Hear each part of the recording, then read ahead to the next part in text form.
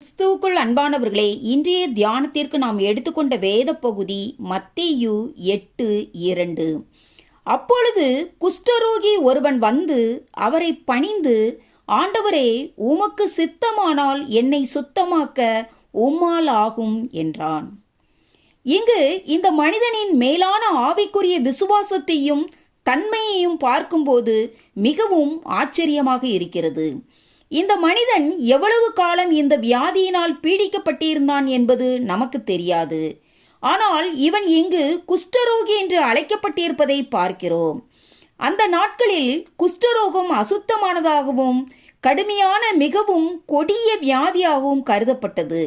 இதனால் குஷ்டரோகிகள் நகரத்திற்கு புறம்பே தள்ளப்படுவார்கள். மேலும் ஜனங்களுக்கு அருகாமையில் இவர்களால் வர முடியாது. ஆகையால் அதில் பாதிக்கப்பட்டவர்கள் ஊருக்கு உள்ளே கூட அனுமதிக்கப்பட மாட்டார்கள். ஆகவே ஒரு பக்கம் அவர்கள் வியாதியே கொடியது என்றாலும் மறுபக்கம் சமுதாயத்தின் புறக்கணிப்பு வேதனையாக இருந்தது. அவ்விதமான ஒரு மனிதன் இயேசுவினிடத்தில் வந்து அவரை பணிந்து கொள்கிறான். மேலும் அவன் வியாதியின் கொடுமை நிமித்தம் தன்னை சுகப்படுத்த வேண்டும் என்று இயேசுவினிடத்தில் கேட்காமல், ஆண்டவரே, உமக்கு சித்தமானால் என்னை சுத்தமாக்க உம்மால் ஆகும் என்றான் என்று பார்க்கிறோம்.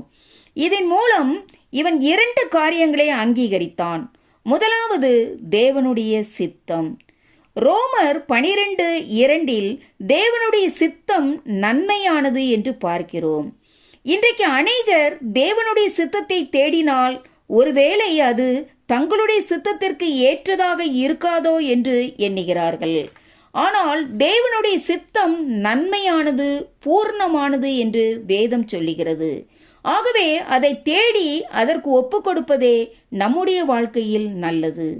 இரண்டாவதாக, தேவனுடைய வல்லமை. அந்த மனிதன் தேவனுடைய வல்லமையையும் அறிந்திருந்தான்.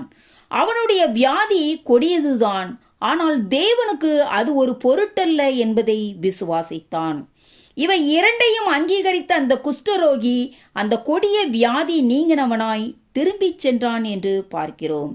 எனக்கு அன்பானவர்களே, நம்முடைய பிரச்சனை எவ்வளவு கொடியதாக இருந்தாலும் தேவனுடைய சித்தத்தில் நன்மையும் பரிபூர்ணமும் உண்டு என்பதையும், தேவனுடைய வல்லமையை சந்தேகிக்காமல் விசுவாசிக்க வேண்டும் என்பதையும் அறிந்தவர்களாய் அந்த குஷ்டரோகியைப் போல நாமும் இயேசுவை பணிந்து கொள்ளும்போது தேவன் தாமே தம்முடைய சித்தத்தையும் வல்லமையையும் நம்மில் நிறைவேற்ற வல்லவராயிருக்கிறார். ஆமேன். அல்லேலூயா.